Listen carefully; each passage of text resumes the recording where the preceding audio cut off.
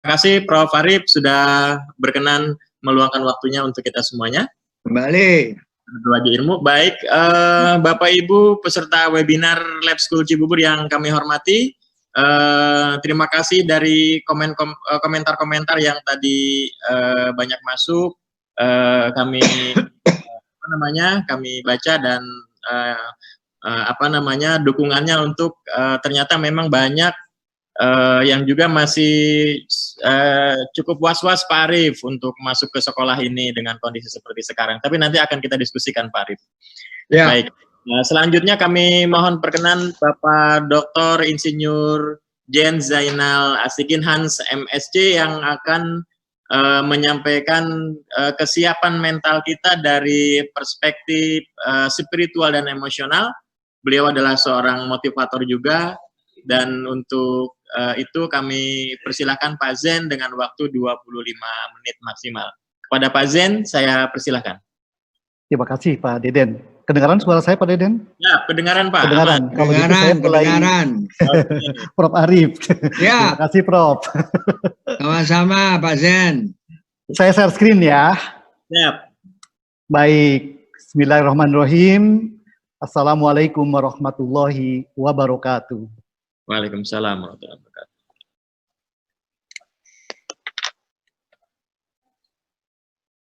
Yang akan saya sampaikan adalah bagaimana mempersiapkan diri kita untuk menjadi orang yang sukses.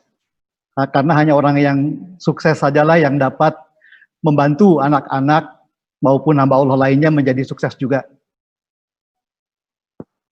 Jadi topiknya, judulnya adalah 4 karakter sukses, 4 penghalang sukses, dan 4 cara untuk mengatasinya. Ini background saya. Saya juga mengikuti beberapa pelatihan, dan yang menarik adalah di poin ke-6 dan ke-7, kompetensi saya dalam bidang Ericksonian hipnotis, hipnoterapis, dan sebagai Certified Consulting Hypnotist, Hypnotherapist secara internasional dari National Guild of Hypnotists. Saya ambil justru di era pandemi COVID-19 ini. Jadi tidak ada alasan bagi kita untuk berhenti seperti kata Prof. Arif tadi, bahwa kita hendaknya terus bergerak, terus menambah pengetahuan dan keterampilan, kompetensi kita, sehingga kita dapat mendebarkan kebaikan dan kebahagiaan bagi sebanyak mungkin hamba Allah lainnya. Saya mempunyai keyakinan, seperti juga Prof. Arif tadi dan Dr. Asdineri Muslim tadi, bahwa kita memang harus memilih menjadi orang yang optimis. Salah satu quote yang kami jadikan judul buku saya dengan istri saya, Dr. Nina Kemalasari, adalah Life is so good for good people. Bahwa kehidupan itu sungguh sangat baik bagi orang-orang yang baik. Siapakah orang baik itu? Adalah orang-orang yang memikirkan pikiran yang baik, menunjukkan sikap yang baik, menyampaikan tutur kata yang baik, dan juga melakukan tindakan-tindakan yang baik. Dasarnya adalah hukum tabur tuai.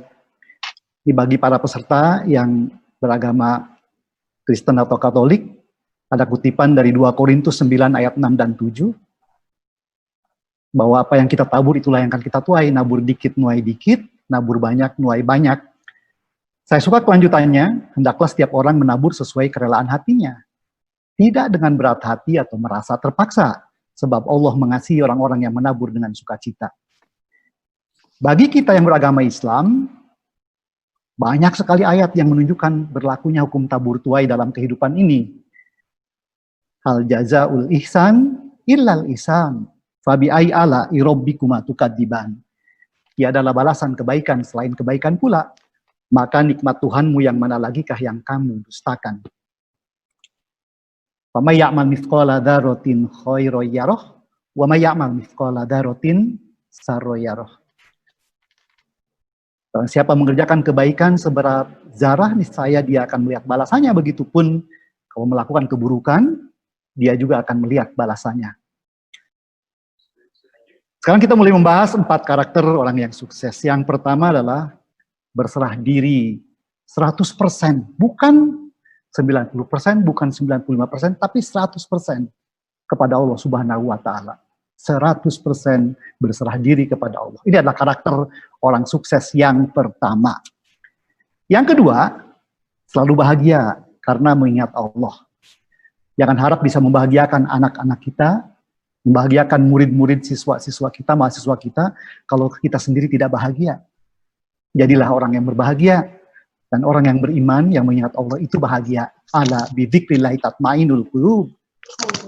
Yang ketiga, orang sukses adalah orang yang gemar menebar kebaikan dan kebahagiaan bagi sebanyak mungkin hamba Allah lainnya. Dan itu dilakukannya semata-mata dalam rangka mencari keridhaan Allah, bukan karena mengharapkan balasan atau ucapan terima kasih. Sehingga ketika tidak dapat balasan dan tidak mendapat ucapan terima kasih, tetap saja bahagia dan sukses. Yang keempat, orang yang sukses adalah orang yang fokus pada peningkatan iman, ilmu, dan amal soleh. Sehingga tidak khawatir akan perlakuan zalim tidak adil terhadapnya, dan tidak pula khawatir akan pengurangan haknya. Karena yakin Allah membalas setiap amal perbuatan manusia. Sayangnya, walaupun sukses itu hak semua orang, ada 4 penghalang sukses yang dapat menghambat kesuksesan itu untuk diraih. Kalau disingkat menjadi B, E, J, C. Yang pertama adalah kebiasaan blaming. Blaming ini sesungguhnya kebiasaan tidak bertanggung jawab. Kebiasaan menyalahkan atau mencari kambing hitam. Yang kedua adalah excusing. NATO, no action, talk only. Kebiasaan berdalih atau mengajukan alasan, apapun alasan yang digunakan. Alasan usia kah, alasan kesehatan, alasan kecerdasan, alasan pandemi COVID-19, atau bahkan alasan nasi. Yang ketiga, penghalang sukses adalah justifying. Tidak ada kesuksesan tanpa ikhtiar. Dan sekeras apapun kita berikhtiar, kalau Allah tidak mengizinkan, ya tidak akan sukses juga. Tapi kita memerlukan keduanya. Jadi orang yang justifying ini bukannya terus berikhtiar sampai berhasil, dan berserah diri 100% kepada Allah, tapi malah menutupi kemalasan dan kelemahannya dengan membenarkan keadaan sebagai sesuatu yang sewajarnya. Dan yang keempat, penghalang kesuksesan yang paling parah yang juga tadi disinggung oleh Dr. Asdineri dan Prof. Arif Rahman adalah complaining. Kebiasaan mengeluh. Semua kejadian, setiap pertemuan, itu terjadi dengan izin Allah. Walaupun kejadian atau pertemuan dengan seseorang itu membuatmu tidak mendapatkan apa yang diinginkan, itu bukan dijadikan alasan untuk mengeluh. Karena kebiasaan mengeluhkan sesuatu atau seseorang sebagai penyebab kesedihan dan kegagalan hidupmu, tidak mendatangkan kebaikan apa-apa, malah mendatangkan lebih banyak keburukan dan hal negatif lainnya yang membuatmu semakin mengeluh lagi. Ingat, ma asobaka min hasanatin faminallah, wa ma asobaka min sayyiatin famin nafsik. Kebaikan apapun yang kamu peroleh adalah dari sisi Allah, dan keburukan apapun yang menimpamu adalah karena kesalahanmu sendiri. Quran surat An-Nisa, surat 4 ayat 79. Oke, sekarang kita akan bahas 4 terapi untuk mengatasi penghalang kesuksesan BEJC tadi.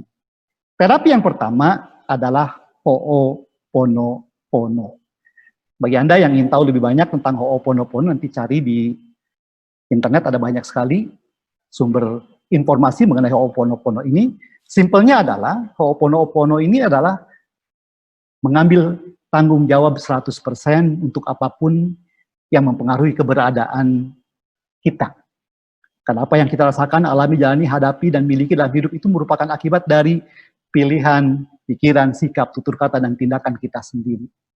Jadi Ho'oponopono ini seni menerima, memaafkan, dan membersihkan semua energi negatif yang kita tarik ke dalam kehidupan kita. Ada 4 kalimat yang perlu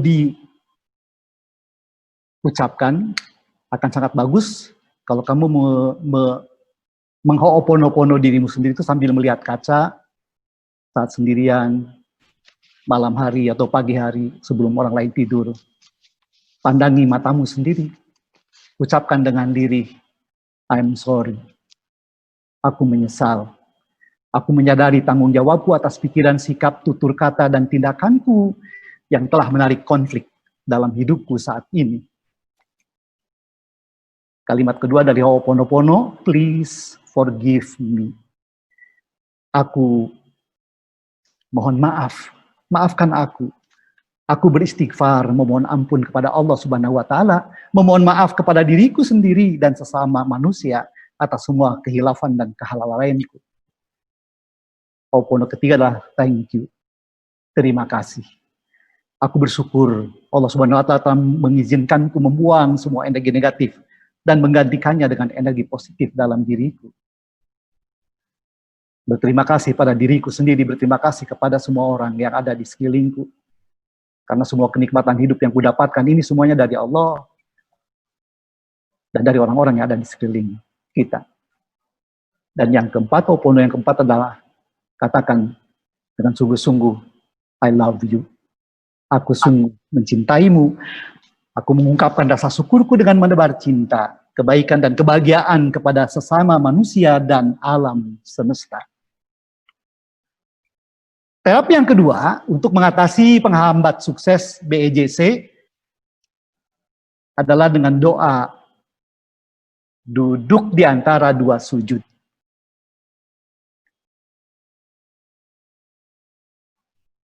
Nanti kita perhatikan apa yang kita panjatkan dalam doa duduk di antara dua sujud ini adalah mengcover semua yang kita dambakan dalam hidup ini. Kita memohon kepada Allah. Yang pertama, Rabbig firli. Ya Rob, ya Tuhan, ampuni dosaku. Dosa adalah beban yang menyebabkanku berat melangkah menuju ridho Allah Subhanahu wa Ta'ala. Dosa adalah kotoran yang membuat hatiku kelam sehingga merasa berat dalam menebar cinta, kebaikan, dan kebahagiaan kepada sebanyak mungkin hamba Allah lainnya. Warhamni. Rob, Tuhan, sayangi aku. Kalau aku disayang Allah, hidupku terasa nyaman, nafsuku terbimbing, dan semua cita-citaku dapat diwujudkan. Wajburni, tutupi aib-aibku, bantu aku dalam mengatasi kekuranganku. Banyak sekali kekuranganku, kurang bersyukur, kurang sabar, kurang bisa menerima kenyataan, pemarah, pendendam, dan lain-lain. Kalau kekuranganku ditutup dan diperbaiki dengan bantuan oleh Allah Subhanahu wa Ta'ala, maka aku akan menjadi manusia yang bermartabat. Seperti yang tadi disampaikan oleh Prof. Tariq Rahman tadi. Warfa'ni, angkat, tinggikan derajatku ya Allah. Kalau Allah sudah mengangkat derajatku, dijamin tak akan ada siapapun yang bisa menghinakanku. Warzukni, ya aku rizki ya Allah. Sebagaimana hamba Allah lainnya, aku juga membutuhkan rizki. Allah mampu mendatangkan rizki dari arah yang tak terduga dan tanpa perhitungan. Wahdini, beri aku petunjuk. Bimbing aku ke jalan kebaikan dan kebahagiaan. Aku tidak hanya minta petunjuk dan hidayah berkaitan dengan agama, tapi juga meminta petunjuk kepada Allah agar terhindar dari mengambil keputusan yang keliru. Wa'afini, sehatkan jiwa, raga, dan sukmaku. Tingkatkan kekebalan tubuhku ya Allah. Apabila aku sehat, apabila kekebalan tubuhku meningkat dan kuat, aku bukan hanya tidak menjadi beban orang lain, tetapi juga bisa menebar cinta, kebaikan, dan kebahagiaan bagi sebanyak mungkin hamba Allah lainnya. Wa'fu'an, maafkan aku ya Allah. Doa dahsyat ini, yang menurut saya bahkan lebih dahsyat daripada Ho'oponopono tadi, dimulai dengan meminta ampun kepada Allah dan diakhiri dengan memohon kepada Allah agar memaafkan semua kesalahan dan kekurangan. Baik, sahabat semuanya. Terapi yang ketiga untuk mengatasi 4 penghalang sukses BEJC tadi adalah terapi self-talk. Menurut para pakar, setiap orang tanpa kecuali melakukan 60.000 self-talk. Kita berbicara pada diri sendiri, melintaskan pikiran, dan ingat semua lintasan pikiran itu adalah your way of communicating with Almighty Allah, the creator of the universe. Dan karena Allah sesuai dengan persangkaan hamba, maka apapun self-talk kita, itu langsung direspon oleh Allah Subhanahu wa Ta'ala. Sayangnya menurut penelitian para pakar, salah satunya adalah Deepak Chopra, kata dokter Deepak Chopra, mayoritas sebagian besar dari self-talk kita itu adalah negatif. Sebelum kita bersama-sama melakukan terapi self-talk, saya ingin menyampaikan satu quote terlebih dahulu. Ini dari Al-Quran, surat Az-Zumar, surat 39 ayat 42. Coba perhatikan baik-baik ayat ini. Allah memegang nyawa seseorang pada saat kematiannya, dan nyawa orang yang belum mati ketika dia tidur. Anda tentu sepakat dengan saya bahwa saat tidur itu kita mati. Karena nyawa kita dalam genggaman Allah. Maka Allah tahan nyawa orang yang telah dia tetapkan kematiannya dan dia lepaskan nyawa yang lain sampai waktu yang ditentukan.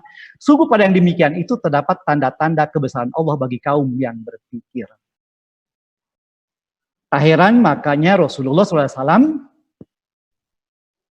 saat kita mau tidur, kita berdoa mau mati. Bismika Allahumma ahya wa amut. Dengan menyebut namamu ya Allah, aku hidup dan aku mati. Doa mau tidur, doa mau mati. Dan saat kita terbangun, Rasulullah juga mengajar kita membaca doa. Alhamdulillahilladzi ahyana ba'dama amatana wa ilaihin nusur. Praise be to Allah who gave us life after death, and unto him will be the return.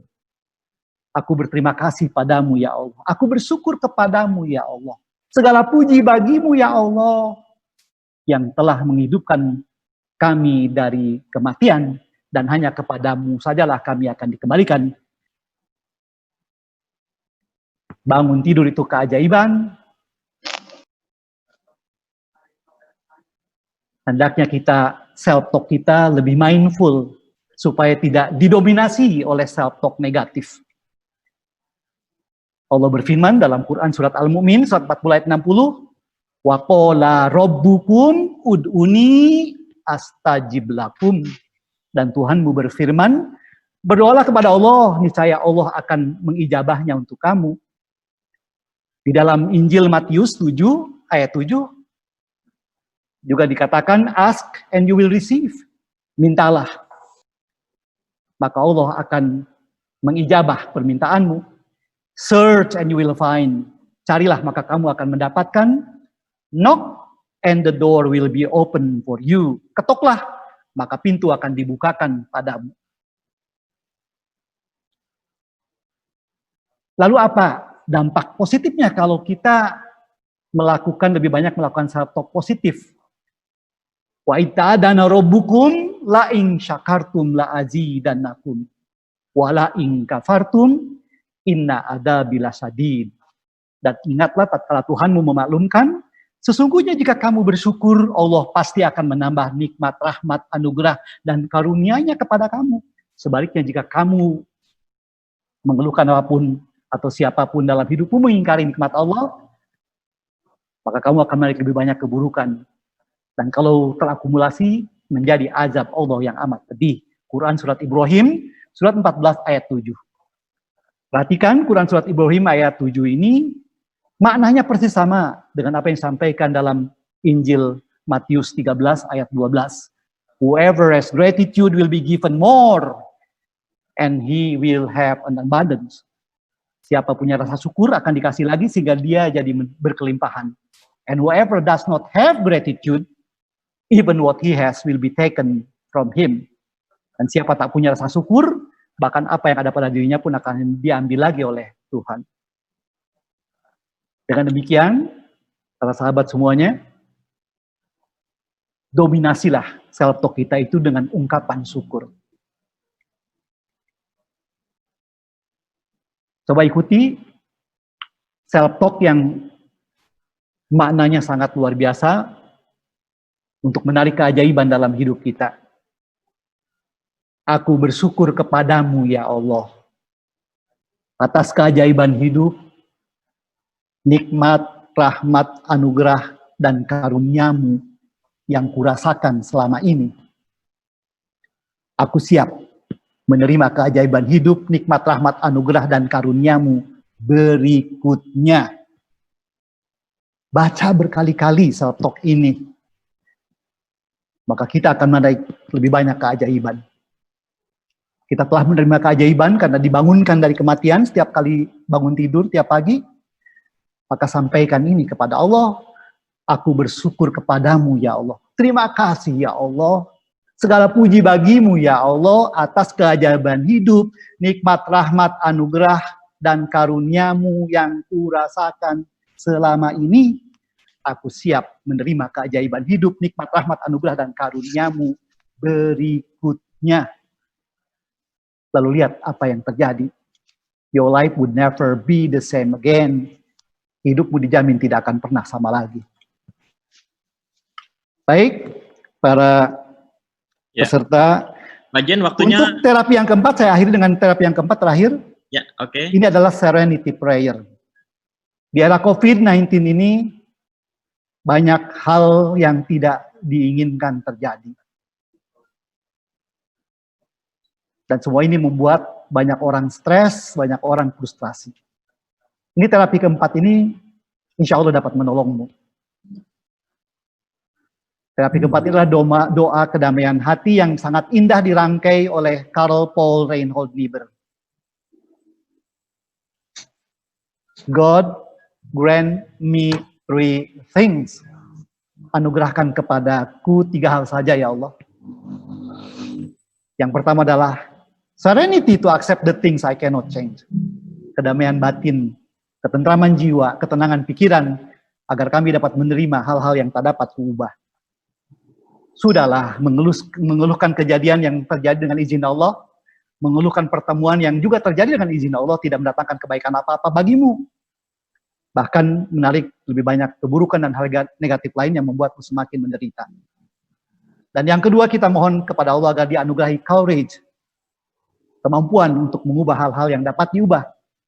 Yang dapat diubah adalah pikiran, sikap, tutur kata, dan tindakanmu sendiri.